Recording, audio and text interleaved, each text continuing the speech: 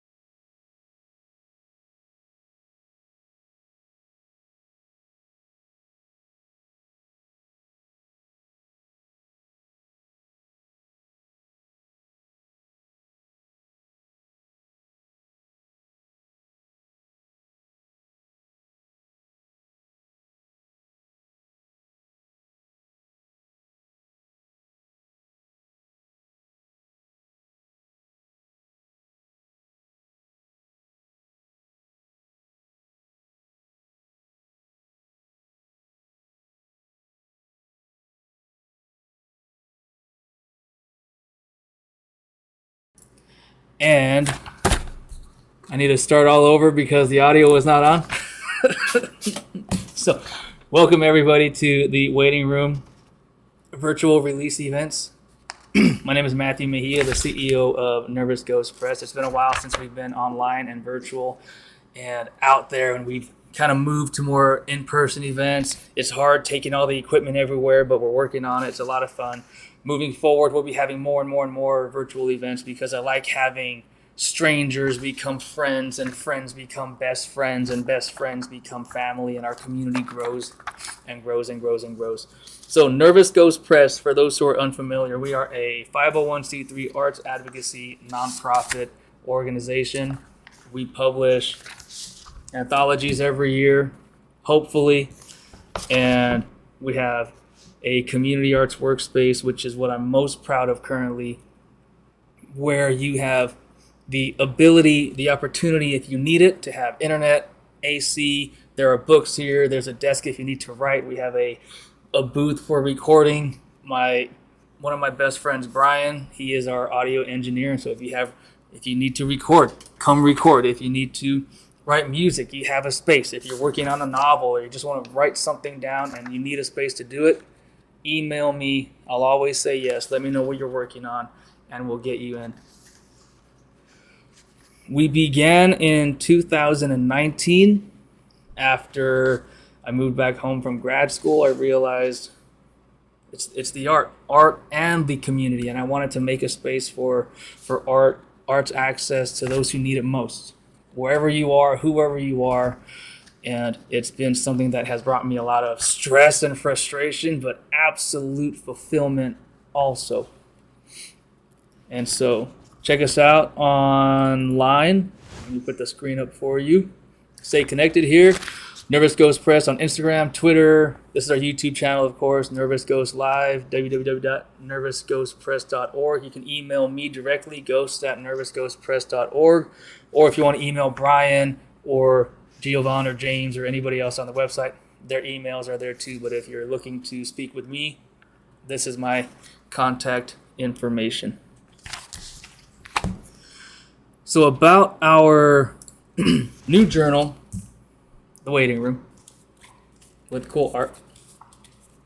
If any of you out there watching today, watching tomorrow, have ever created or curated a book of some sort, an anthology, even a museum, a gallery space, it's awful, right? It's horribly stressful.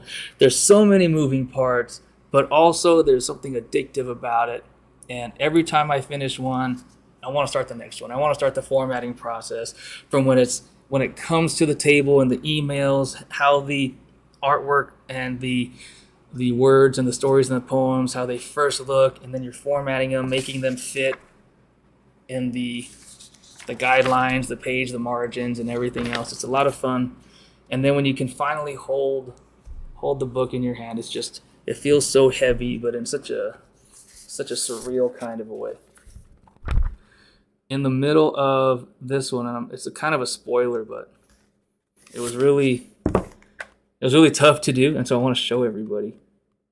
Let me find it. It's on page 122. So it's a spread. It says, "Our voices carry strength." And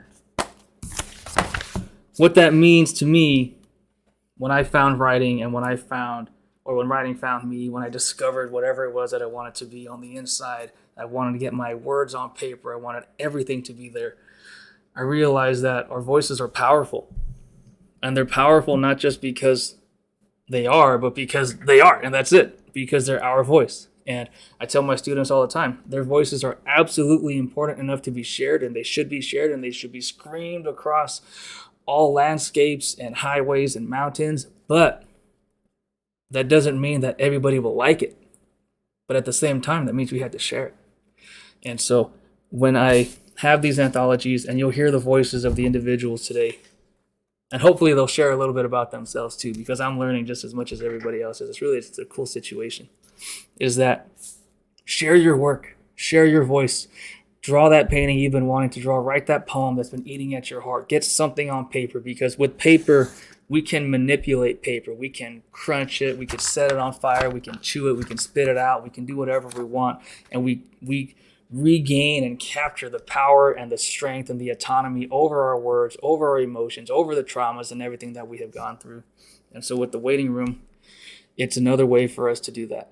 And so I'm excited to introduce our first speaker.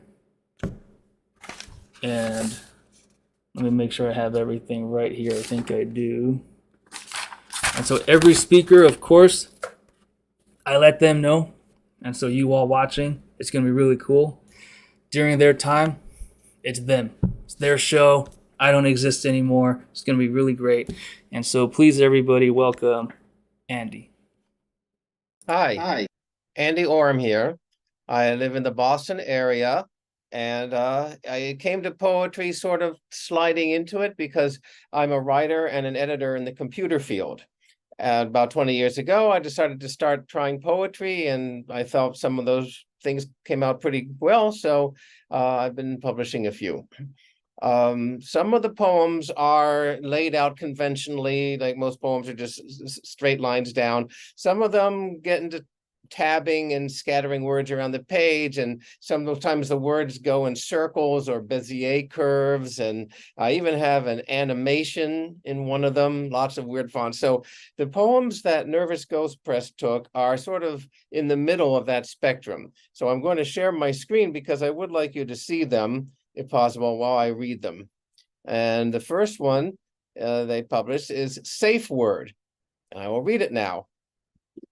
Just in, loaded question driven by unlicensed scuffler, crushed by accelerating derisions, destination decisively unknown. It's tomorrow already.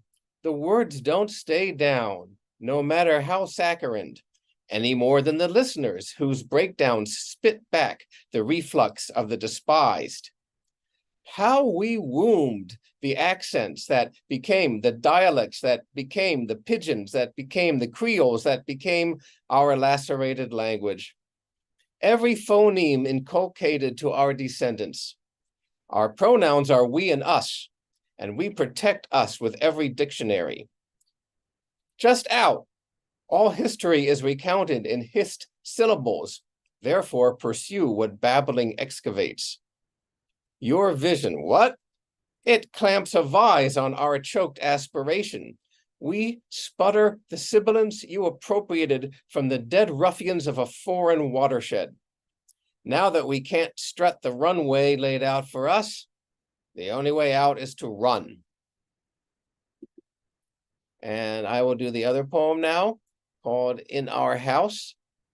I have extra time, so maybe I'll do a third, but the other poem that Nervous Ghost Press published is a short one called In Our House, and that is also worth looking at if you can see the screen. In Our House. Consigned, origins bolt us into ghost alcoves, forsworn annuities. In our house, we walk paths of tattered ontologies. burdened consequences. Tell me when you've traversed the designated checkpoint. Wave to me from your ecstatic border. It looks like I got everything done in 2 minutes, so I will indulge in one more poem. This is my most recent one, so I just chose it because I did it recently. And at the end, I'll tell a little story, which explains a bit what it's like for me to write poetry. So this one, I can probably find a better title, and you're welcome to put a better title in the chat if you want. It's called, where is this? Yes, Walking in the Park. And you can get a feel for what generated this poem, but the picture that I took in the park. Sion is the pond, releasing its mist to seek the morning sun. The reeds are stretching their tails as they escape the maple's shadow. Potentials hover on the path. The robins chasing breakfast, a frog announcing the day, twigs left by frisky dogs, and boys bring their rods, even though the cyanobacteria is poisoning the fish, and the forest groans from an inner thirst.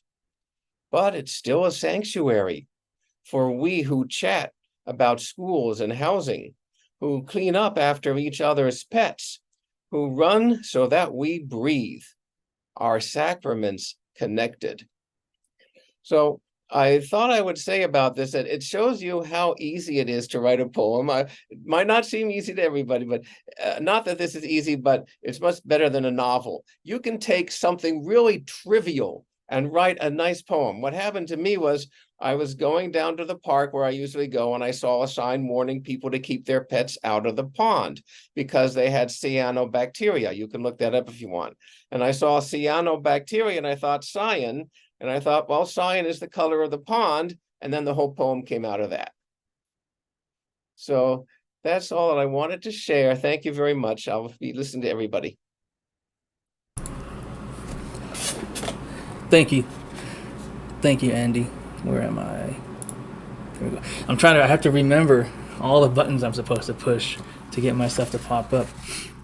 Andy, I'm going to have some questions for you during our Q&A. And for everybody watching, at the end of the final reader, we'll be having a Q&A discussion. Feel free to email, text, tweet, tag, message, comment, whatever questions you have for all of us, for all the speakers. Andy? I am going to do one more thing, and probably other people will want to do this too. I don't have a book to promote, but I do have a website where I put the poems that have been already published. You know, if there's I have the rights to redo it after they're published. So that's my site.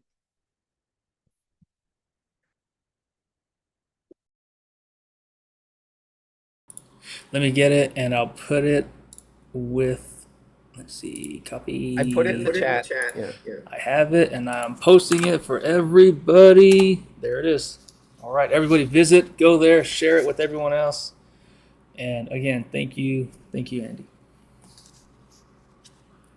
All right, up next we have, and before I introduce this person, I have a little bit of a story yesterday at our open mics. And if you're in the LA area, come out to the open mics. We love to have you there. It's a lot of fun. It gets warm, and then in the winter it gets cold, but that's kind of part of it. You can write a poem about the weather, just like Andy talked about, you know, how real life impacts our writing. And I wrote a poem about trees once. I was staring outside, and all the trees were the same height. And I thought to myself, how do they do that? Like, how does a tree know when to just stop? And I'm sure there's a fantastic scientific reason, but it turned into this poem about how do we know when to stop growing philosophically, spiritually, and so on. And it was really cool. But our next speaker is Diane Leffert. Hi. And I really appreciate everyone who's here. But I have to admit that my main interest in showing up tonight was to finally meet Matthew, albeit virtually, because when my story was accepted to the waiting room, that was the first I learned about Nervous Ghost. And I was just overwhelmed with, This isn't an institution. It's not a foundation. This is a guy who's creating an entire cultural ecosystem in his patch of the San Gabriel Valley. So I was just intrigued and curious, and I wanted to know more. And Matthew knows I was thwarted twice by public transit. I didn't get out to Hacienda Heights to the office. I didn't make it last night to the launch event. And I was filled with such guilt and frustration. But when I woke up this morning, I thought my curiosity didn't have to be fed and satisfied. What Matthew is doing, he's feeding the community, and that matters a hell of a lot more. So I didn't get out there, but Matthew, you still inspire me. I just wanted to say that because I think it's just remarkable. I'm going to read just an excerpt from Alleged and Purported, the story in this pretty magnificent issue. And if you've got the issue with you, don't try to read along because I condensed a lot just to keep the time down. I didn't want to run over. Guilty. 1 count, murder of a peace officer in the 1st degree with special circumstances. 2 counts, attempted murder, referring to the 2 shots that were fired without hitting anyone, aiding and abetting, conspiracy to distribute. It's not Caddy's job to justify or rationalize these acts or excuse them. It's her job to make the court feel sorry for the woman. Regine Merkishin is shackled to the hospital bed. Hey, it's not so bad, she says. In county, they shackled both arms and legs. I couldn't move at all. Her voice is wispy, breathy, probably from the spores that have infiltrated her lungs. But here, just left leg, right arm. See, I can roll over a bit. I can stretch, even scratch my ass. Hey, it's good to have someone to talk to. That nurse, Britta, she's hostile. Her husband died of this valley fever. She works here, and the insurance won't cover the drugs I'm getting. It's like $500 a day, and they say I'll be here 3 months.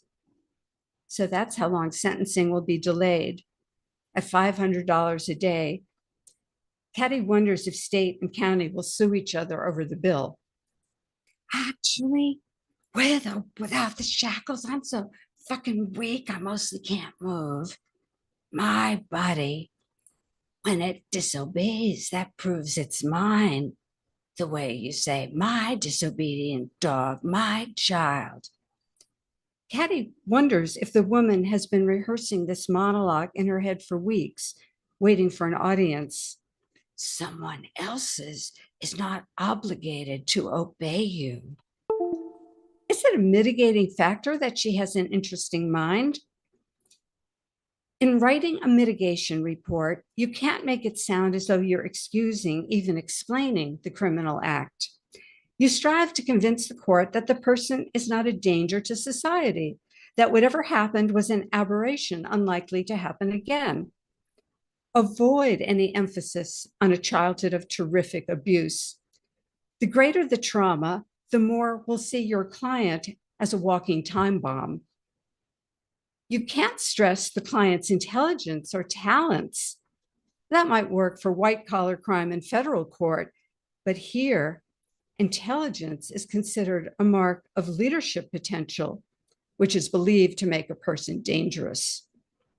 You strive to make the person seem absolutely unexceptional and average, all the while being sure to distinguish him or her from the quiet man who pays his rent on time.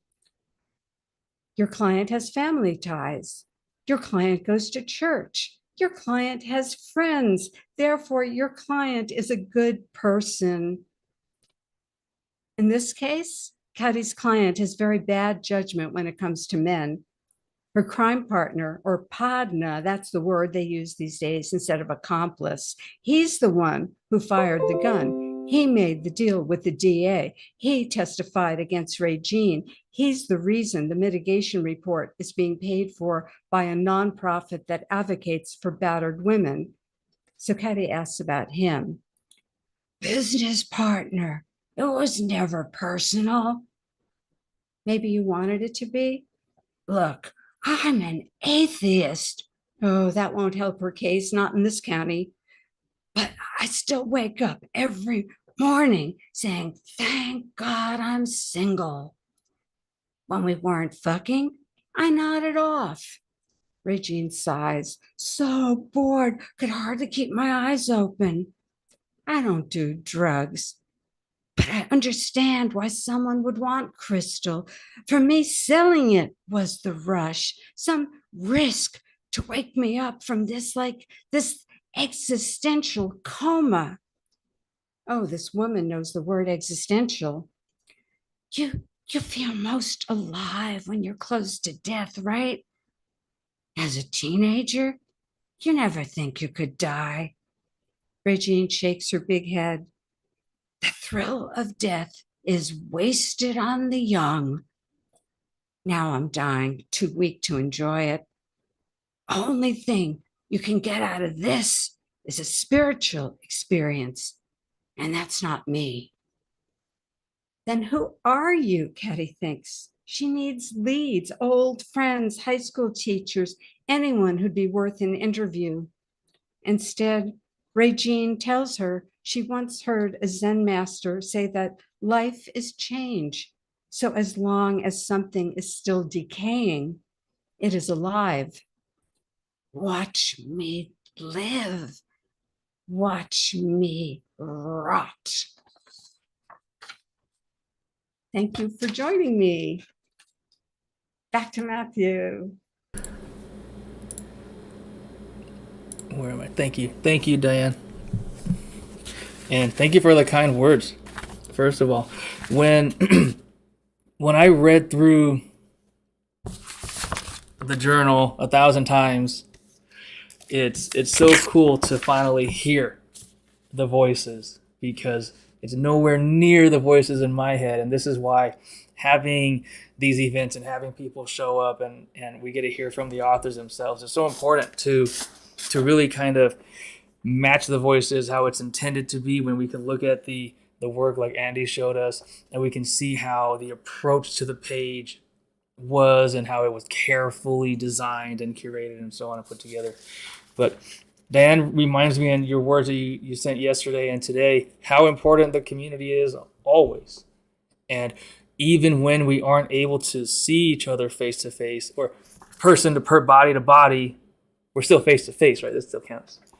And we're able to communicate, join each other, and grow, and our networks become larger, our support systems become larger, and it's just a really cool thing to see. So again, thank you, Diane. All right, next we have a familiar face for me and for some of you, new to the others, which is really cool to have new faces and familiar faces and unfamiliar faces and new friends come together. We have Stuart Lishon. Thanks, Matthew. Diane, that was terrific. Thank you very much. I love the voice. I love the energy. I love the in that writing. Very wise, very wise. And I love what you said about Matthew. I love that phrase, the cultural ecosystem. Matthew's done an incredible job with Nervous Ghost Press and the communities, not just in LA, but all over. So I'm in Columbus, Ohio. So greetings from there. I was very fortunate to be in the first publication that Nervous Ghost Press published, called a work called Writing for Life, an anthology. And now I'm in the waiting room. I'm beginning to feel like the haiku master of Nervous Ghost Press, because my first the work that was in Writing for Life is only 9 words long. It is 9 lines. It kind of looks a little E.E. Cumming-ish. I'll read that poem. And I highly recommend this anthology. It's beautiful. It's called Ripped from the Headlines. It's a piece that I have in Writing for Life. Ripped from the headlines. After he'd finished, I felt smaller than bruise. And in the waiting room, I actually have a piece that is haiku, it is haiku length and with 3 lines, and it is in terms of syllable count, the 757, though not quite in that order. It's a poem called Pat Nixon Dreams of Dancing in a Strip Club. It's part of a series of poems in the voice of Pat Nixon. I'm old enough to remember when Richard Nixon was president. I was just a kid at the time. So I always even back before he was president, I was kind of interested in Pat Nixon. She seemed to be a person who's in the public eye who had no voice. She very rarely interviewed. She sort of stood behind her husband with a benign kind of empty smile on her face. But if you look at her picture over time, it looks sadder and deeper in her worry lines and so on and so forth. And I can't imagine Richard Nixon, as her marriage got on, being very intimate with her. So I kind of imagined her life for her in a series of poems. That's presumptuous, but that's what writers do. So this is a short poem called Pat Nixon Dreams of Dancing in a Strip Club. I flinch when I'm touched. Is there ever blush enough to brush away this longing? The other poem I have in the waiting room is longer. It's actually in stanzas and has more words to it. It's called COVID Cough.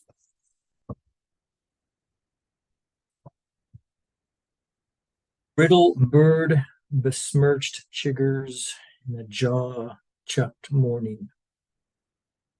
Clenched teeth of repeat, trimmed pinches, chinks of plinth, a wreck of recognition, winched taut like an echoing ratchet or a rough-cheeked Choctaw wince, unwept.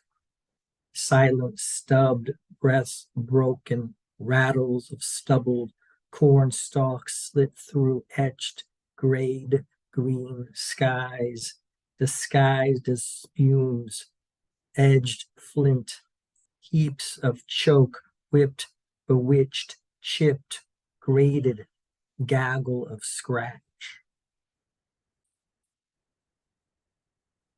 Hopefully sometimes less is more. Thank you very much, everybody. Thank you. It's really cool to see not only, I'm happy you're still here from the first anthology all the way till now. And when we first began in Writing for Life, one of the big philosophical foundations of the press is that writing is here because it has to be, and writing and art saves our lives, and I wouldn't be here without it, and so many others wouldn't be here without art. And it just continues to show how powerful the art is in just so many, in such few words too, because it's not just the words, it's what they represent. It's not the paint, it's what the paint represents, and the process, the entire process behind it, within it, in front of it, and everything else. And so thank you, Stuart, for being here as always. And I'm happy to share this with you. I'm happy to share the experience with everybody, with all of our speakers. And it really does, it makes the stress, I'm not going to say it makes it worth it. Everybody says it makes it worth it, but it makes it make sense, I think. The stress makes sense when we're able to see each other, we're able to share, we're able to speak, we're able to see the words on the page, the product, and everything else like that. And we're able to watch the community grow, and that's such a big part of it. So thank you again, and I'm glad you're here. All right. Our next speaker, and since we're on YouTube, I have to get better at all this stuff. I'm sure all of you know this. So where is it? Connect with us. What do they say? Like, comment, subscribe, do all that fun stuff. Make it happen. I'm not really sure what it does, but join our community. Make sure that you get the emails. Join our email list. I don't send many.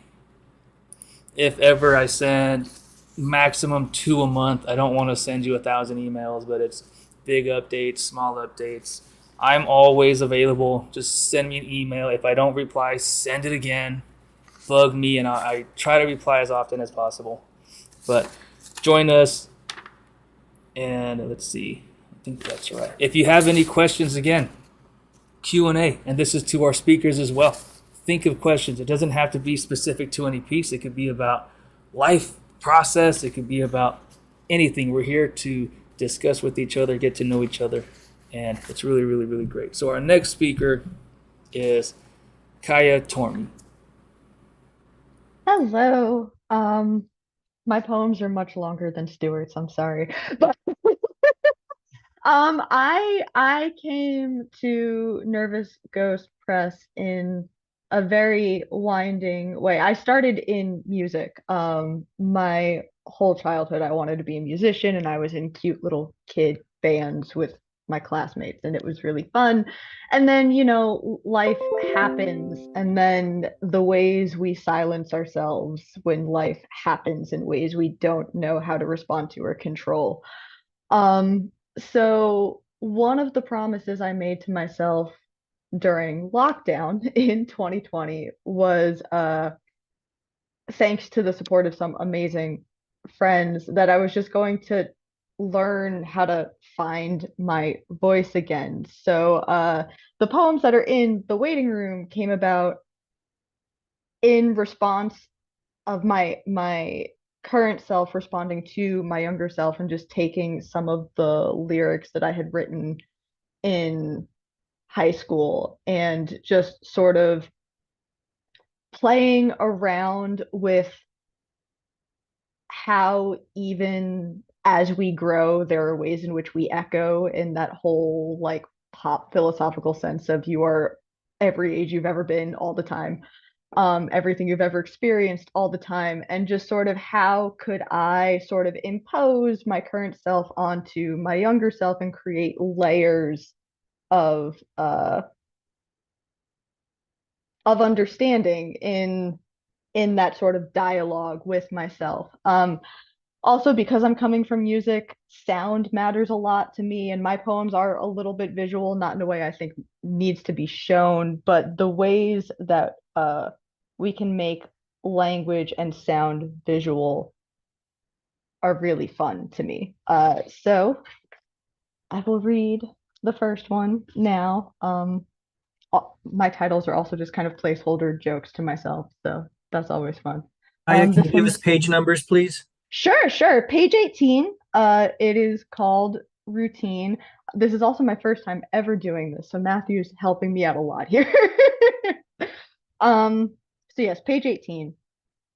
Deafen your mornings, sleep until mitten meows for love, rid the mental fog of need with coffee, start the IV. Pick your battles. Drag, list, stumble, whatever, as long as she believes you're ipsilateral. Drink the sludging wave, her current truths. Parse the fictions quietly. You are her vessel, not her reason. Deaden your reaction times. If she catches on to solitary, you will peel subconscious. Determine the number of hours you can breathe through the acid. Remember your resistances. They will alter the calculation. Impale the dirging creature to the left of your right mind. Paint a pretty picture for the blood beneath your eyes. Decide whether the risk of harm is worth the palpitations. Demand respect in a case never close to piercing cycles gurgitating liquid mileage. Deepen respect for and within your own personage words. Yeah, so that one's that one, and I think I have a little more time, so I'll just read the other one as well. The other one's a little bit shorter. Both are sort of just about how you deal with your brain in the middle of the night.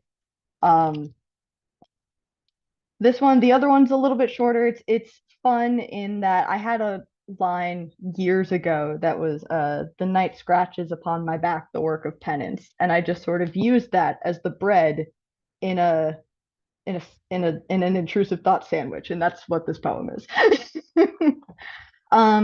Steal tantric desecration off my shoulders this morning, would you? The music of wisdom won't speak without the scabs.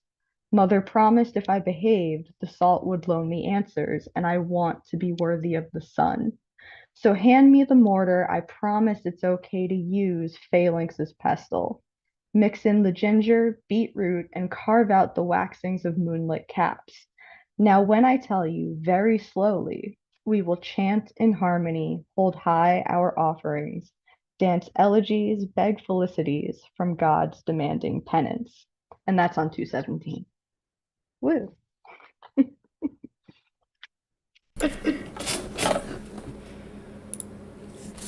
Thank you, Kaya.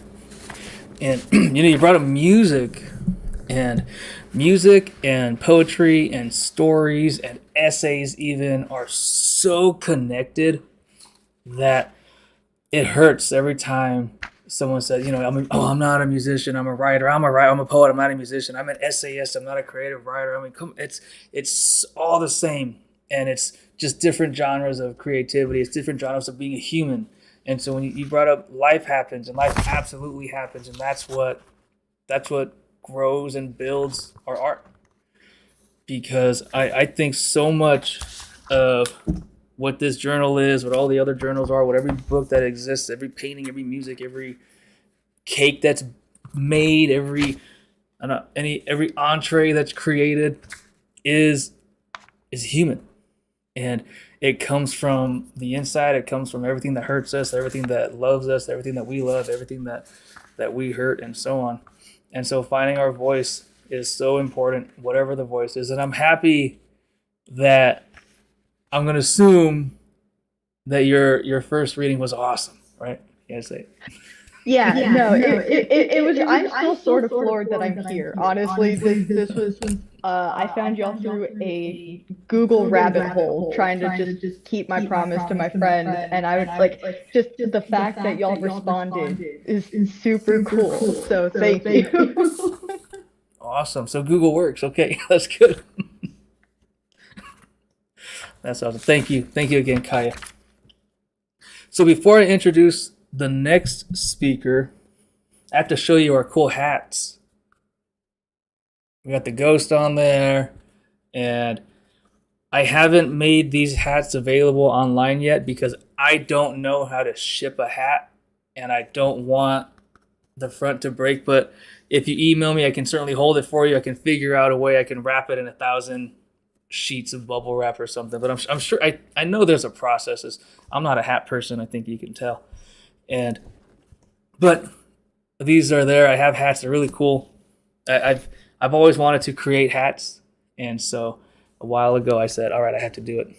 Also, for those of you who are out there, pick up a journal, write everything in it, write everything horrible, write the nightmares, write your dreams, write your loves, write everything. Because again, writing, and especially with the pen and paper, is so powerful. It's so intimate. We're able to let our brains kind of do what they do. And I know that when I'm writing, just the kind of gunk that builds up in my mind, and it's just words and words and words, and it's horrible and it's nothing, at some point something pops up. And savor it, save it. Also, if you get one of these, it says .com, because I made these and we were .com and now we're .org. So it's kind of like a historical collectibles item. So, all right.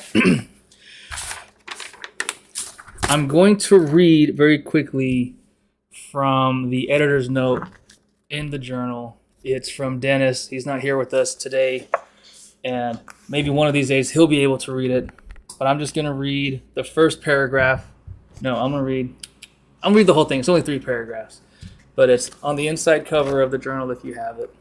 It's by our editor-in-chief, Dennis.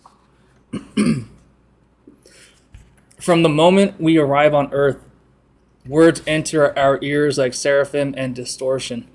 We spend our youth and adolescence sorting the landscapes we see around us.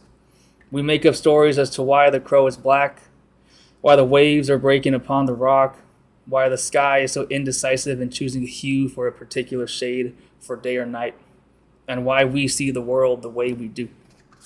English classes filling our heads with the tragic heroes, the backgrounds on playwrights and why their art consumed them so much. It came in hurricanes on the canvas, on the typewritten page, and on the shore carved with driftwood.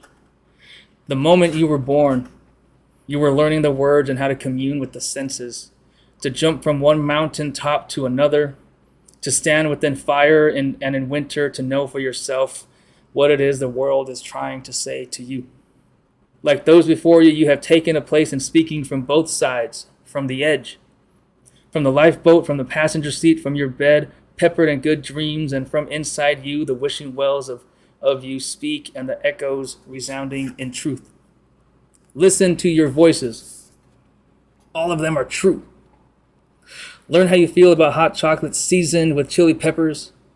Spend the $2 for the bus ride around your city. Experiment with the good and bad ideas. They are fortunes on the other side and beyond. More importantly, be true to your word. Fables will come from it. Spend no time in waiting. The moment has arrived. Seize the words. Reassemble the marquee's electric image and be. And that's from Dennis. And so I think it matters a lot, right? Be true to your word. And Kaya, you said you made a promise and you kept it. And I always hope, and I tell people, and I talk about it at the in-person open mics, sometimes we're sitting there and we tell ourselves, oh, I'm totally going to go read today. And then they say, all right, up next is Matthew. And in 10 seconds, oh, I'm in the car, I'm going home. Not happening. And then we say the next time, all right, I'll stay a little longer. But it's a process. And I hope that, I felt like a failure back then, but I hope that everybody, if you are working towards something, write the sentence, pick up the pen. That's step one. Have the idea, and it's a process to get there. And then we can come together and email somebody. Email me. Say, I want to read. I'm freaking out. I shake all the time. I still shake all the time. My insides still feel like they're mushed. It's like a blender. My insides feel like they're in a blender. And just email, and we'll chat. And then Kaya will chat, and Stuart will chat, and Andy will come in, and Diane and everybody else. And we'll have a whole Zoom day, a whole YouTube video day of how the heck do we get to a place where we can talk or where we can express ourselves or something. And see, the cat knows too. See, the cat made a promise to come up and hang out. But so thank you, Kaya. Thank you, Dennis. Everybody get a copy. Come to the workspace. The only thing you have to deal with is me looking at what you're doing, but I'm usually trying to focus on my stuff also. Our next speaker is Beate Sigridsdottir. Where am I? So let's see. Hi. There we go. Thank Perfect. you for having me in this anthology and at Nervous Ghost Press. I was also reading the editorial and the Nervous Ghost Press story. Up until now, I've mostly been familiar, not personally, with Hungry Ghosts, but Nervous Ghosts is something that I can really relate to, and so I'm just thrilled to be part of this. I really want to just read the poem that I have, and if you want to follow along, if you can, it's at page 204. I was born in Germany, and I did have my playgrounds were a castle that was very close, 5-minute walk from where I lived, and also, of course, the World War II bomb ruins, and so I've never really gotten over the dichotomy between the beautiful parts of this world and the more destructive parts of this world, and I'm still struggling with that. But anyway, here is a poem called Strawberries in Winter. Reflects a little bit about on my love for fairy tales. Strawberries in Winter. I always wanted the fairy tale. I was sure I could handle it. A stepmother sending me out in the snow with just a paper dress and a crust of hard bread, and to not come back without fresh strawberries. Relatives who had survived the war told me newspapers were particularly good for insulation. I was prepared to be virtuous and share my bread with dwarves and help out the old lady in her deep woods cottage, at which point she'd have me sweep the snow to find the strawberries below, and my hair suddenly, all I have to do is drive 5 miles to town any time of year for berries. No dwarves, no proof of kindness, no golden hair, no spellbound prince. Thanks for having me part of this beautiful party. Thank you. Thank you for being here. So you brought up, well, I'm going to ask you in the Q&A. I'm not going to do it yet. But and reading everybody's work, and such a cool, again, I just get so excited to meet everybody, because you can read somebody's work and you can read their bio and then you can meet them and it's totally different. And then everything starts to make sense and everything starts to come together, and we're able to show, I hope, the world, our communities, that we come from such different places and yet we're right here and we're bound together and our voices are strong together and we're able to find something that is inside of us and we go, hey, I felt like that too. Hey, that's so cool. And we get to, just be in community and life, and we get to discover the beauty, like you said, and the destructive aspects together. And it's so cool. It's so nice. But I have questions for you, so get ready for it. Our final speaker this evening is coming up next, and after our speaker, we'll have a Q&A discussion, like I said. So if anybody wants to ask questions, send them. I always have a couple questions in my mind. I'm sure everybody here in our meeting has some questions for each other. You can type it in the chat. You can announce it. It's a very casual type of thing. I want us to be able to just share whatever we want, be together in the moment. And so please welcome Amit Shankar Shah. Yeah, good evening. It's a pleasure being here. And I'm grateful to Matthew of Nervous Ghost Press and all the work they are doing. It's good to be featured in the inaugural issue of The Waiting Room, the journal of the Nervous Ghost Press. I'm joining from India, so that it's early morning on Sunday. And so good evening to those who are joining from US, and good morning to those who are in India. The poem that has been published in this volume in the Waiting Room journal is titled Margarita. Last year, around 16th June, I was in Shimla, which is a hill station in India. I'm now in Calcutta. So Shimla, there was a literature festival. And I was there in the evening in a lounge bar with a friend.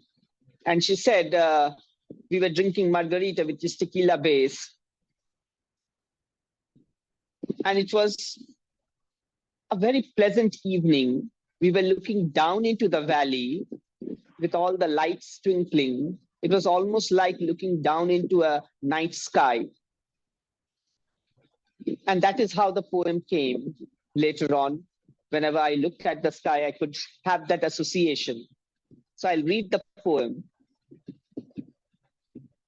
In the polka-dotted space, this sky, the margarita, the moonlight, tequila base, the stars, rim of salt, the galaxy, your collarbone. I lick before I sip, and the lemony supernova explodes between my lips. That's the poem. Actually, we were having the conversation in that bar, and my friend said that there's a rim of salt in the glass in which tequila or margarita is served, and you have to lick the salt of the rim. And there is a tradition that salt is also licked from the back of your hand above your index finger, or it can also be licked from a woman's collarbone or shoulder blades. So that is how we were having this conversation, which inspired this poem of mine. So hope we will have more conversation when the question answers are open. Thank you for having me here. Over to Matthew. Thank you. That's such a cool story. And it always, even I have, and Andy is on the East Coast, I have family and friends on the East Coast, and just the 3-hour time difference always confuses me. But it's morning for you. That is the coolest thing. That's awesome. Thank you. Thank you for being here. And I'm so happy that your journal made it. I'm always, especially international, like I hope it gets there. But I'm so glad that it's there. And so I need to turn off my camera, this camera on YouTube, and then I'm going to go back to the camera on Zoom. We're all going to come back together. All of our faces will be there for the Q&A, and then we'll keep going. So let me do that very quickly. Also, I have a new screen. Where is it? There we go. Ooh, there's everybody. That's kind of cool. All right, look, it worked. Perfect.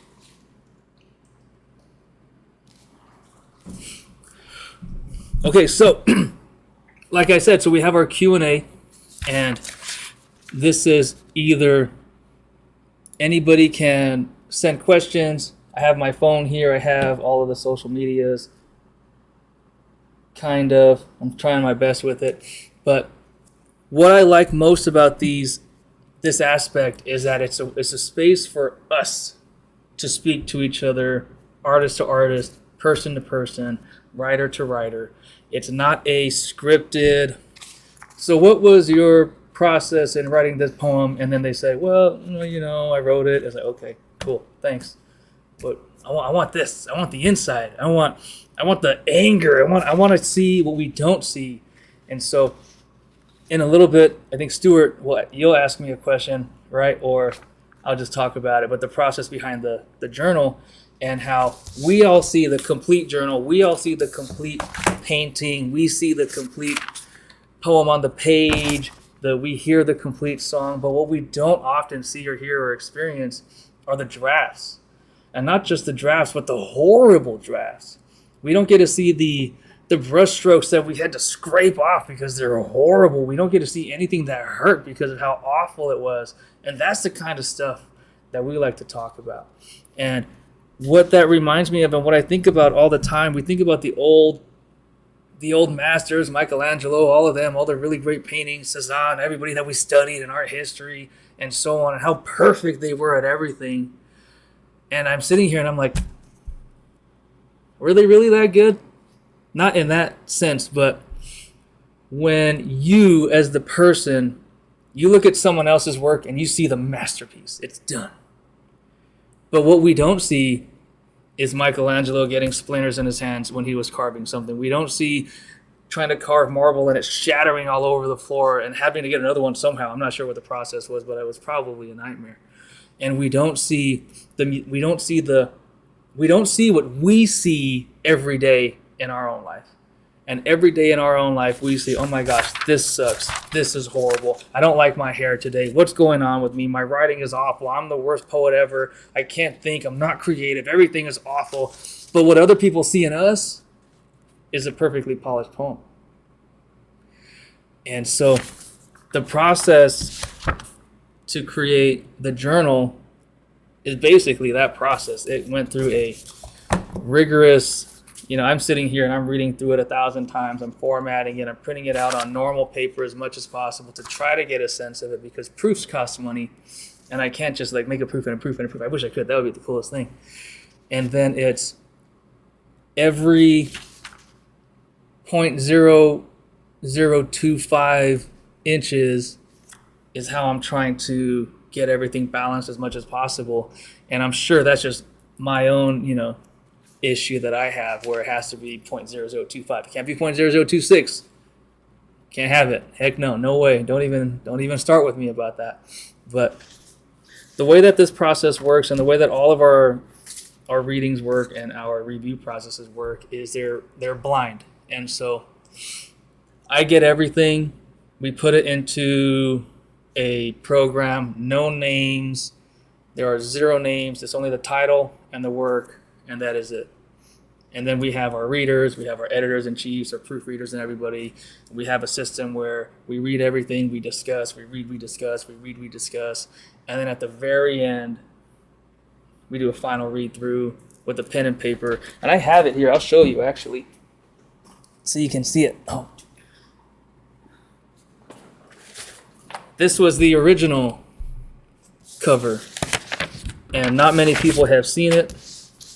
Totally different, but it's by the same person with Dennis. He did them both, which is kind of cool.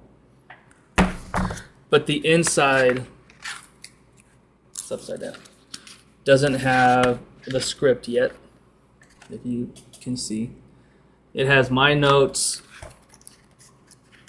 all of my, I'm not going to show you all that stuff, but it's just, if you're ever curious about the process, the publishing process, from kind of the idea into the finished product, send me an email. And I love talking about it. I love teaching it. If you are trying to get into book design, email me. I'll teach you how to use the system and the software. But I'll teach you the way I do it, which is probably not the most efficient. However, it works for me. And so a question I have for all of you that's kind of similar is, how would you describe, and this is for anybody that wants to share, we don't have to raise our hands or anything, just start talking. And I say it every time, it's really fun to watch Diane start talking and then Kaya come in like, oh, wait, no, go ahead. And it's funny for me, but it's kind of nice, because you don't get to have that in-person, the feel of it, of who's going to talk next, but it's kind of a good bridge. And so the question is, how would you describe that similar experience of you when you look at the finished piece, when someone says, oh my gosh, that poem was amazing, hey, I really enjoyed your story, that artwork, it makes me feel things. But then in your mind, you're thinking, oh, you should have seen it before. Or you have no idea, that line was the worst line ever. How do you describe that entire process of hating it, and then finally going, okay, it's good enough?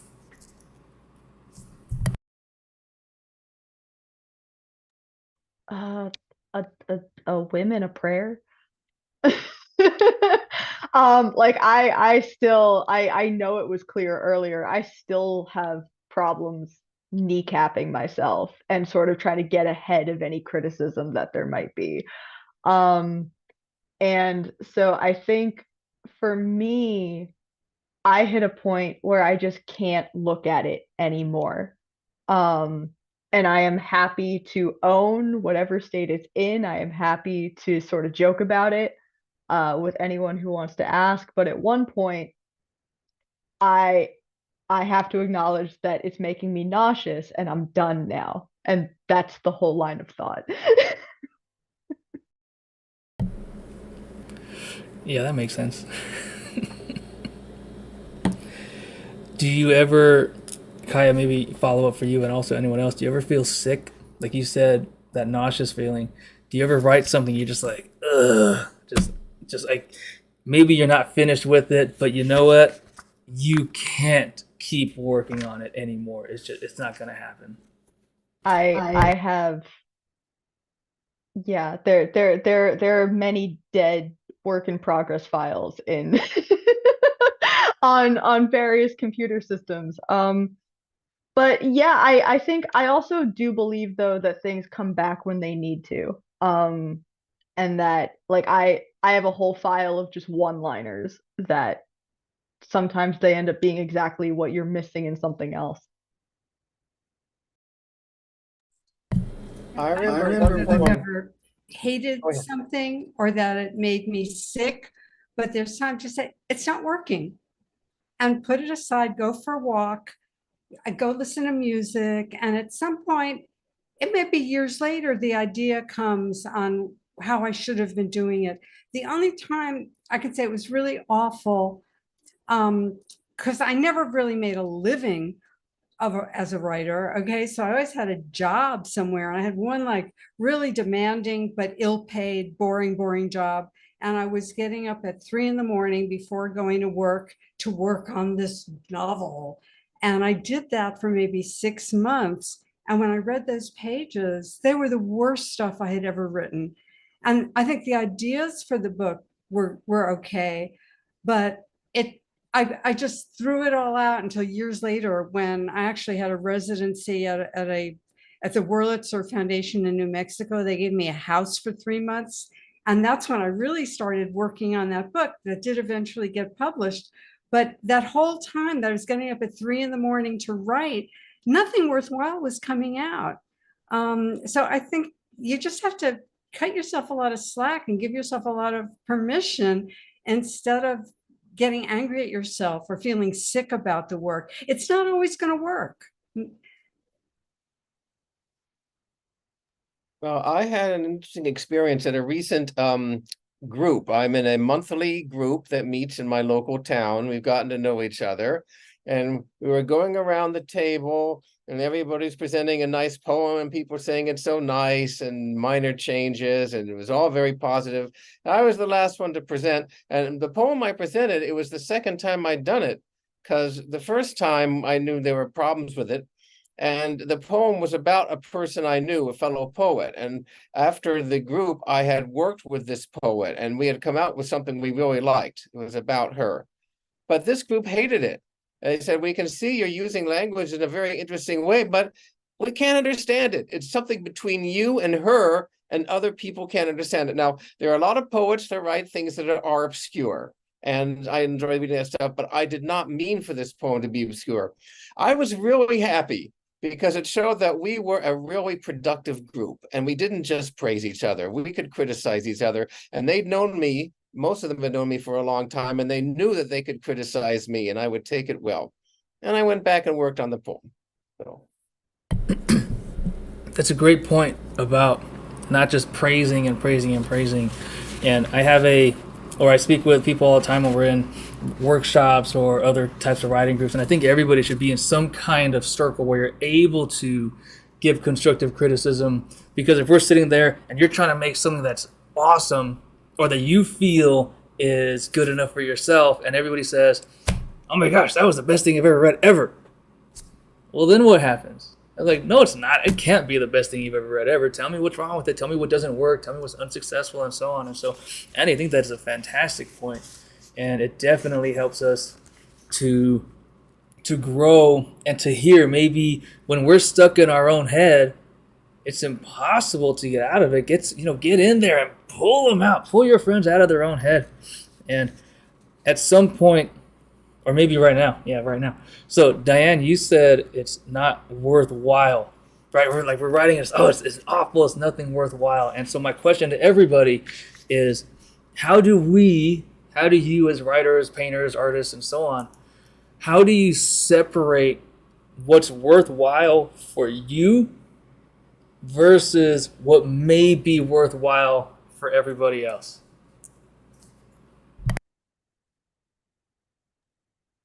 Yeah, hello.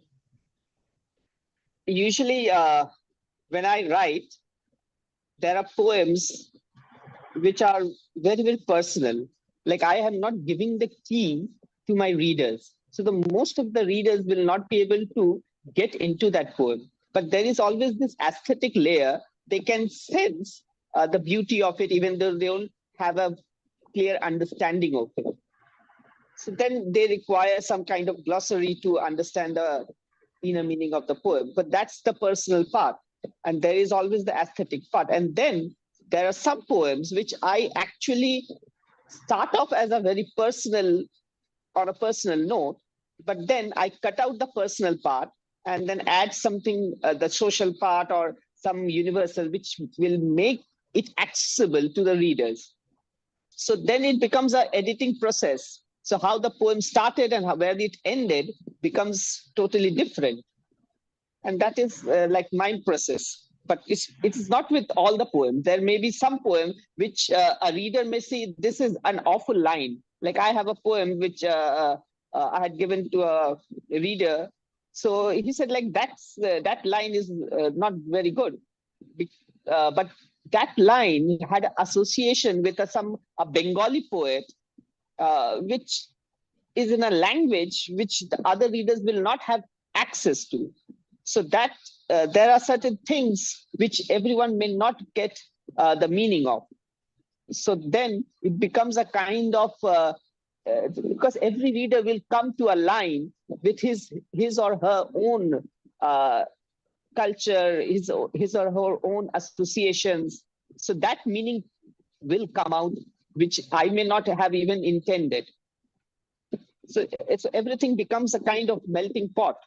So the poem will have a life of its own later on.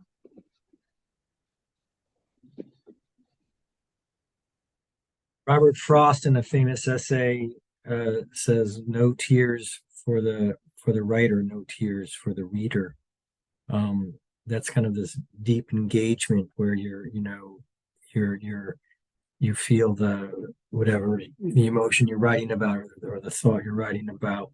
I was thinking about what Diane was saying earlier about waking up at 3 a.m, but she had this terrible job that was kind of sapping her in some ways. And part of our task is not just to create the physical space, the time to write, but to find the mental space where you find that space where a character in a story can speak through you, like we saw in Diane's story, or you're engaged with the language so much that you can feel for the characters or the texture of the words that you're writing.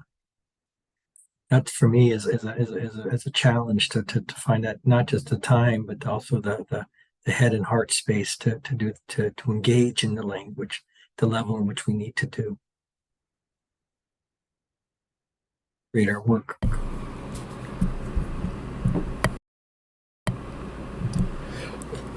Thank you. Before I ask my next question, or Andy, you have anything? You look like you have something.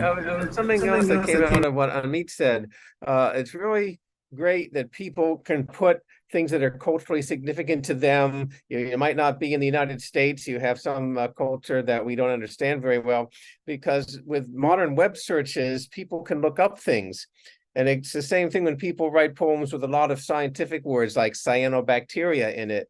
You can do that, and people who are interested will follow through on their own and figure out what you're trying to say. That's a great point, and similar to the accessibility, I deal with a lot of with my students when we're working with the journal that I run at the college, and we have or work that sometimes we get, and the big question is always, should I translate the work for the readers? And I think before the answer was, yeah, why not? They can't read it. But now, and when I talk with my students and when I speak with my other authors, the answer is no. It's not my job to translate for you. If you want to find out, you can reach out to me. Google exists. Like you said, nowadays we have translators. You can just type the whole thing in there. And it gives a little bit more agency to the reader to say, I want to know what this is. I'm going to go out there, put myself in a position to communicate, to learn in the context of the author, instead of sitting here and saying, give me, and so on. And so it's just a really cool way to not only build access but make it accessible because you're not kind of doing the work for them. You're making it accessible in a way that says, this is who I am. This is me. I am open. This is my language. This is my cultures. Come and join it. And so these events, the open mics and the virtual events, are such a great way for that, because we are in different time zones. We are in many different time zones. We're in different parts of the world, and yet we're here together. We can say, hey, where are you from? Oh, tell me about it. That's the coolest thing ever. And then we get to be friends. Everybody, or yeah, I'll share your email addresses with each other. Just ask me, and we can always communicate. I tell my students all the time, if you're in there for one class, you can email me forever. Same thing here. If you're at any of these, you can email me forever, always, no matter what. And hopefully everybody feels the same. You know, but I don't want it to be, you know, Diane emails Kaya and they're like, hey, don't email me. We were just on that one thing that one time. I don't want to talk to them. Oh my God, oops, I made a mistake. But I do have a question for everybody from YouTube, a comment here. And even if you don't know, answer, right? We want to share. We want to know what's here. It's which poets, so specifically, which poets would you recommend for an ESL college student? And this individual has used Lydia Davis, but open to suggestions. So if anybody has any ideas, that would be kind of, I don't know any, but unless you could all say,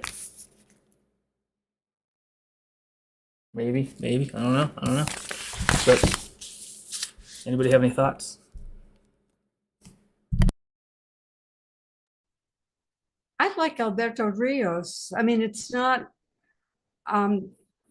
the language doesn't get super complex, but he speaks a lot to there being one world, to the same sky over everyone. So in terms of an intercultural poet whose work doesn't use English in very, very difficult ways, it's very beautiful, and it certainly speaks to people who've come from other places. So that's what I'm thinking of.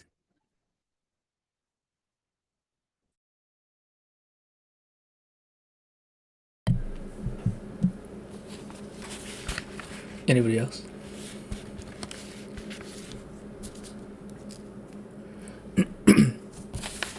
Emily Dickinson comes to mind. Simple language in many of her poems, but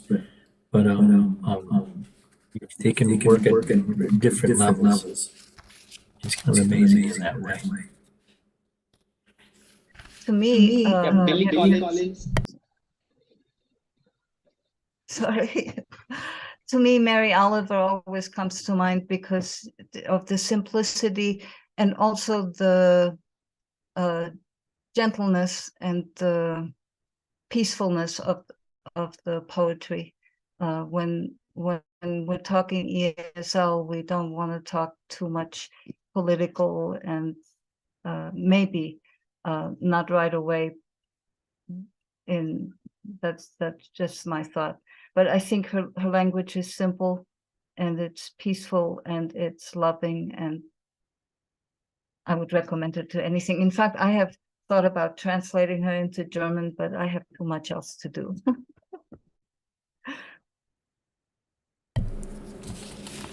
Definitely. I think peaceful is a fantastic word to use for that, because I don't, even if I were in a new course or just reading something new, sometimes at some point it's just so heavy over and over and over. You know, peace is something nice. And to get a nice solid foundation. They said thank you, by the way, so awesome. That's pretty good. All right, so now I still have a couple questions, and I always have questions, and I have 1,000 just mulling over in my mind. But do any of you, because remember it's a discussion with all of us, do you have any questions for each other? Do you have any questions you're curious about? So if you haven't done a lot of reading events or virtual events or in-person events, you have a question on how do you get comfortable getting in front of a stage? And I know that Zoom and online is not you're not walking in front of a microphone stage, but it's still cameras on your face, and the way I had it set up, it's only your face up there. It's not like this where everybody's kind of hiding. And or if you've been writing for a long time and maybe you're new to writing, how do you kind of grapple with how much do I share? Is it too personal? At what point am I just complaining? Does it really matter? How do I deal with those emotions? Do I just walk in here and be like, oh my gosh, I stubbed my toe today and it was raining and I spilled my coffee. I don't even like coffee, but I made it anyways because my friend likes coffee. They didn't even show up today. Just at what point is it art? At what point is it complaining? Is it the same thing? Is it just because it's our voice, like we said in the beginning? Is that enough? But there are just so many questions, and so I'm curious if any of you have questions for each other, and then I get to just sit back and watch. I have a question for Diane. When you wrote about that prisoner, are you doing something professional or in a volunteer? Is this part of a larger campaign to change policy or something like that?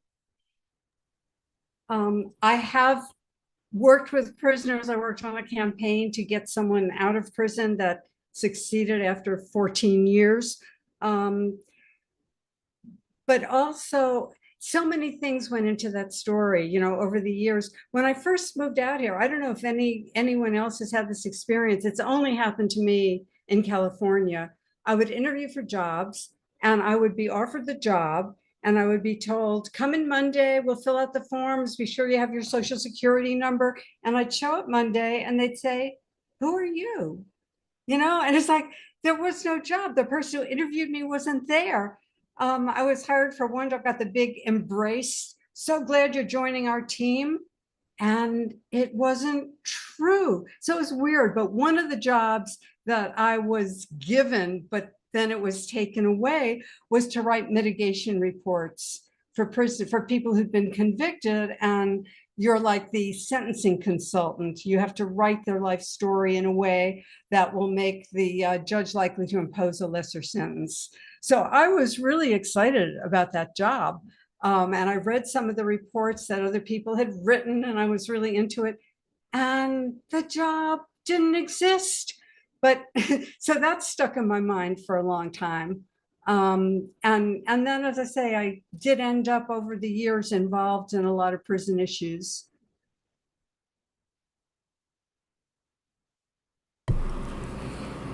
When I read that story, I learned so much. Because especially, and I had the same question. I'm like, oh, this person knows something, or isn't like it's too specific to be made up, and so it's really cool. Thank you for the question. It's really cool to hear the story behind it, because now, and my hope is that when we have these types of discussions, this is kind of my selfish hope, is that by sharing a little bit of the story behind it, by sharing a little bit of our stories, someone who maybe they're not really into the work itself, but then they see the human behind it and they go, oh my gosh, okay, that's awesome. I totally get it. I've had that same experience where I walked in and they weren't there or whatever. And it's like, oh, now the story makes so much more sense, even though it's really not, it really doesn't, but it does. And so thank you. I'll also admit that the two magazines that are mentioned in that story, Varmint Killer and Moles and Voles, I actually saw on my brother-in-law's coffee table. Very disturbing. Thank you. Any other questions? Anybody has burning in their skulls?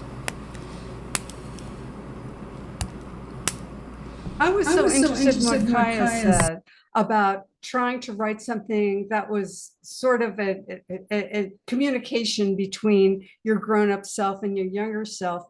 And I don't know I've ever done that, but I wonder about the rest of you. I mean, it does seem to me that the obsessions in our younger years, or especially obsessions at about the age of 17, that those keep recurring in different forms in almost everything we write. And there's something about those obsessions, even if we don't address them in the really interesting way that you did, they're going to keep coming up. Do the rest of you find that, or is that particular to some of us disturbed women?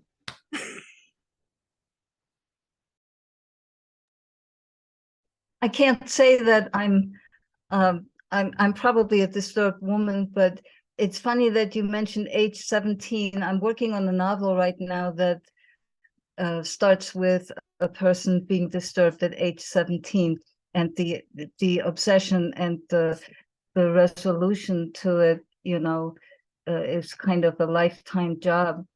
It's what I think, but also I have to say, not just the disturbance, but also some of the wonderful things, the positive, the feeling like we really had a way of saving the world. That hasn't gone away either, so there's a constant struggle between not being good enough and being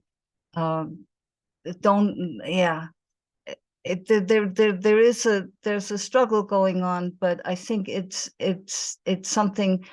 I think it's part of the reason why we write, is to figure out that way of solving our lives, which have been kind of dumped into a little bit of a jigsaw puzzle, and we're just trying to solve it, and that's why we write, and that's why we dump some of what we write, because it doesn't seem right, but it's also some of the reason of why we come up with decent answers for things, and compassion for ourselves and for others. Yes, I absolutely love what you said there. And I think for me, what you just said about where we find compassion and the positive light, and sort of maybe not the final resolution, but some sort of resolution. For me also ties back into the question Matthew asked earlier about how do you know when something you're writing is early stages versus just for you versus maybe for other people. For me, I always want that light and that resolution, even if it's not like, it doesn't have to be a happy ending at all. That's not realistic, but there has to be some sort of full circle moment, some sort of resolution, some ability to look at a piece and go, this is the raw we started with, and this is how it ended up polished. This is the lesson that was learned from it. And it just, I think the thing I love most about art is that the number of resolutions is infinite.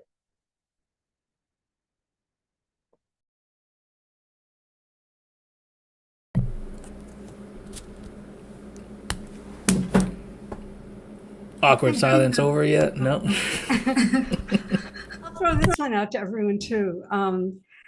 I've sometimes found when I'm stuck in writing, it's because you tap so much into your unconscious when you're writing, that when there's something in my own life that I don't want to see, it blocks all my intuition and all my unconscious. Even if what I'm writing has nothing to do with the thing that I'm refusing to look at, it's like when I'm stuck writing, I have to look at myself and figure out what it is I'm in denial about.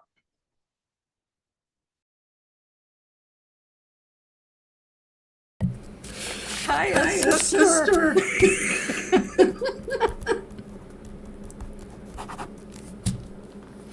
That is a great point, and it reminds me of, and then I have a new question for everybody. When I was in grad school, and it'll get there, I promise. I hope. When I was in grad school, we had a couple of my classmates. We had meditation sessions in class before we started writing or before we started workshopping or whatever it was. And growing up, I've always had, and I still have, a lot of nightmares just all the time. Just in my personal life, just nightmare. And I kind of use it to fuel things now. It's kind of, if I don't have a nightmare, I'm like, oh no, I'm broken. What's happening to me? But there was a meditation day where they had candles. It was a guided meditation. So it was very serene. It was very calm and peaceful. We were all sitting around the table. Close your eyes, meditate, whatever it is. It was, imagine yourself walking on a meadow, something nice, something fancy. And then there was a staircase, and in my head it was a spiral staircase, and you're walking down it, and then, okay, everybody, let's walk back up together. And I kept walking down the staircase, and then it was cold and concrete and iron and steel, and there was a door at the bottom, and it's all dark and gross and everything. And I know it's behind the door, and I think we all know it's behind the door, but I'm like, I'm not opening that fucking door. Hell no. And I didn't open the door, and I'm sitting there all nice. Oh, yeah, whatever. I'm in class. This is cool. Everything. But in my brain, I was struggling to pull myself, on the rails because it was pulling me. And I'm like, oh my gosh, this is horrible. And I woke up. Everybody was still, hanging out. And I'm sitting there like, I hate this. And then the next time I meditated, happened again, another nightmare. And I'm like, oh my gosh, what is it? What's going on here? And so there's that denial aspect that you brought up, where we know the thing exists wherever it is that we're trying to write about, but we're not trying to look at or address or deal with. And so the question for everybody, and then maybe one more question after that, and then we'll have a little hangout afterwards after we kick out YouTube and everybody. But the question regarding that is, how do you, if you do, maybe you don't, for those out there who are struggling to address that thing, whatever it was, because I know that when I'm writing, and right, like many of us, we're writing one line and 1,000 lines are in our brain. We're painting a picture, 1,000 brushstrokes are already in our hand, in our muscles, and so on. And you know what it is, and you're ignoring it, and you're avoiding it, and you're taking a detour to go somewhere else because you don't want to drive by that house, or you don't want to drive by that store or that park or that school or whatever it was. So how do you, if you did, and if you can, while you're writing that piece, open that door? And then if you open that door, how do you get back out? Because so often we're afraid, I'm going to open that door, and I'm going to get stuck with that thing I didn't want to get stuck with. And so, maybe it's not even possible. But that's the question that I want to pose to everybody. Kind of a heavy question, I know.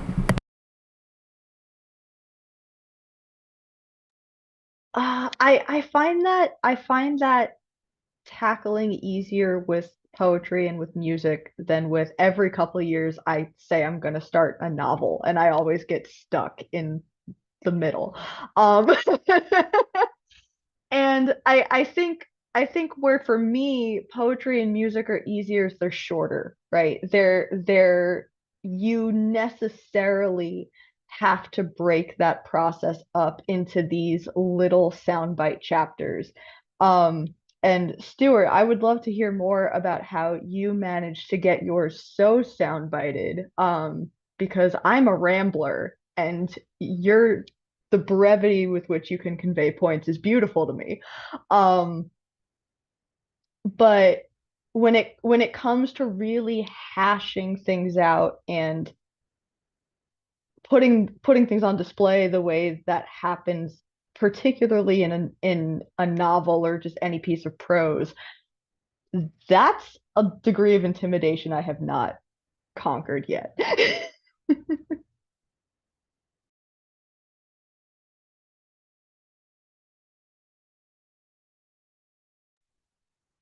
But why do you have to write a novel? Don't consider poetry a lesser art. I don't. I think there are things that work better in certain forms. Okay. Right? Yeah. I find these Q&As challenging because writing, you ask these questions, Matthew, to get to the heart of these matters that you're bringing up. But writing, at heart, it's kind of mysterious. And, I want to respect the mystery, but also want to give in to the need, the impulse. I mean, what I love about the young writers, rough as their work is, but they just feel this, 17-year-olds have this great passion, this need, those of us who teach, undergraduates or whatever, can feel that, that need they have.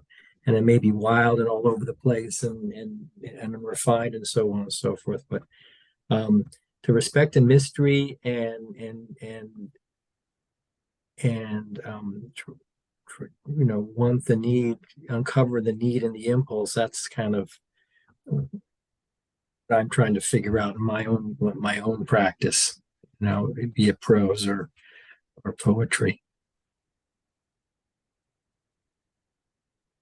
I like Yeah, if I just the point of mystery. Sometimes if you're writing about that terrible thing behind the door, we don't even have to know what's behind the door, because everybody has something behind the door, and the absence, the avoidance tells us how powerful it is. But I also started thinking, because of Beate giving us this sense of compassion and beauty, what if you painted flowers on the fucking door? I mean,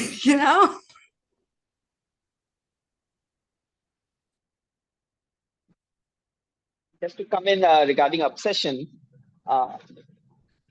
with Matthew referred to, sometimes you have these obsessions, a lot of things about you in you, and then you translate them into your passion, the passion for writing, the passion for expressing. And sometimes we have personal emotions which we translate into poetry and other genres of literary or artistic output. And then sometimes you also get accused of using your personal emotions and putting them into your professional development as a writer. So that also becomes like the poem I read. It was a personal experience which I have translated into a poetic expression. So like the personal experience which happened with someone, that person might say you're using emotions and other things which are so personal for your poetic and writer's progress, for your progress as a writer. So that also is there.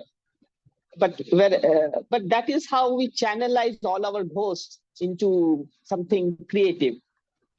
And that is, I think, that is how art makes us live better, gives us peace.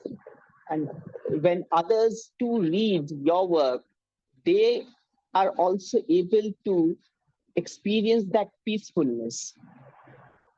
So it is like that art soothes. That is how it has to be. Otherwise, we don't have any utilitarian benefit of art. It does not get you AC in your room or something. But it is necessary for us to live.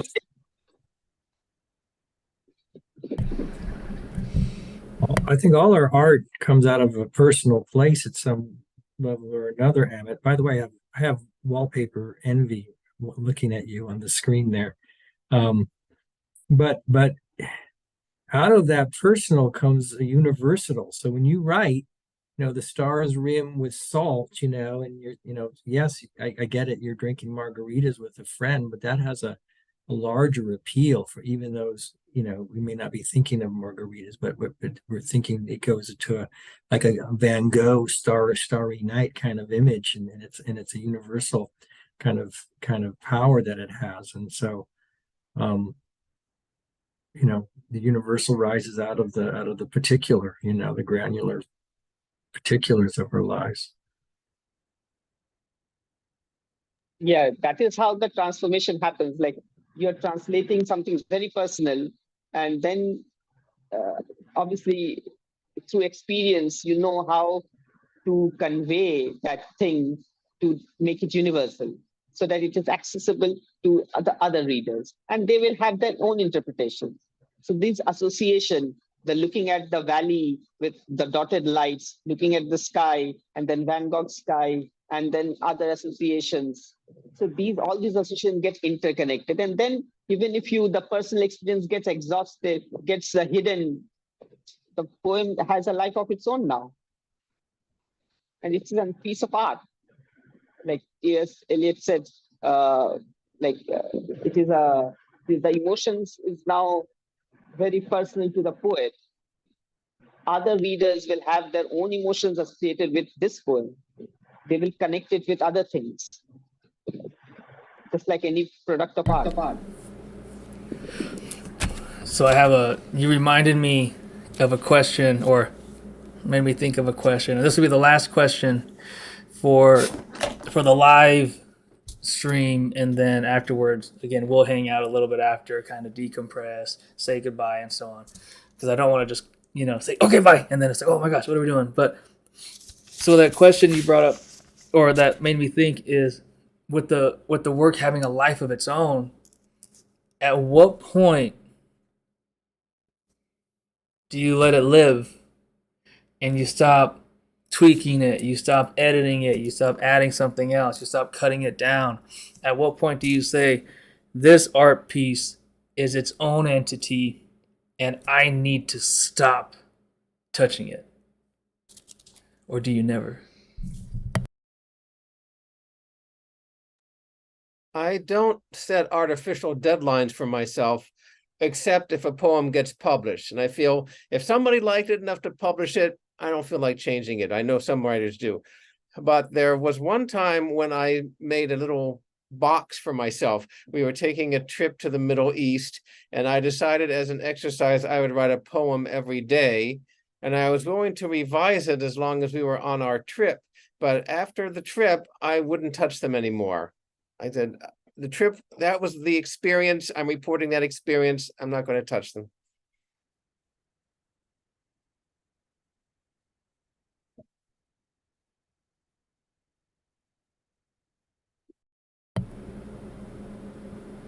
Yeah, that always helps when the other people's opinion comes, because we will be obsessed with our work. We will keep on going editing it. But once it's out, you have a reader and they approve of it, then you say, okay, this is satisfactory. But maybe as from 17 to you go to 70, then you might look at your work, okay, that was not good enough. But it's already in the public domain, so it has a life of its own. I have to beware of tweaking too much, revising too much. Writing fresh, just creating anew on the page is hard. Getting to the place where that happens can be hard. And so it's easier to just keep tweaking and tweaking, and you can do too much of that. And it's a creative tension that a lot of us have, I think. Matthew, here's a question for you. At what point, when you go down the stairs and what point in your meditation can you get to a point of meditation where you see windows instead of doors? Window. I haven't got there yet, but what I have found myself is, instead of trying to muscle my way up, I just try to stand and then just deal with it a little bit, instead of, oh man, I'm out of here. It's like, it's become more of, hey, you want a piece of me? And so there's a little more, I guess, maybe agency, but it hasn't changed the surroundings. It's just me and my area is, I square up more, and I say, all right, hey, yeah, this is where I'm at. Let's see what happens. But that's where I'm at so far. I'd rather there be windows. More practice, more meditation. Oh, absolutely.